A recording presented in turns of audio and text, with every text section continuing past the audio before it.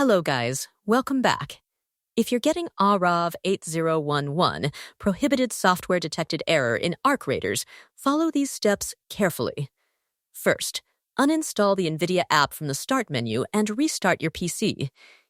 You can also use Revo Uninstaller for complete removal.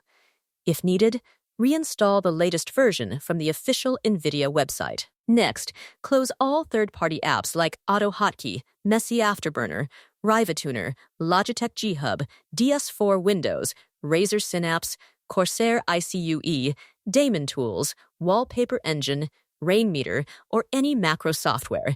Open Task Manager and end them completely. Also check Device Manager and disable any virtual or Daemon Tools drivers if present. Now perform a clean graphics driver installation.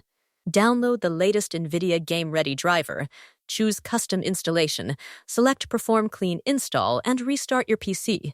Then delete the game cache. Go to C Drive, Users, App Data, Local, Pioneer Game, Saved.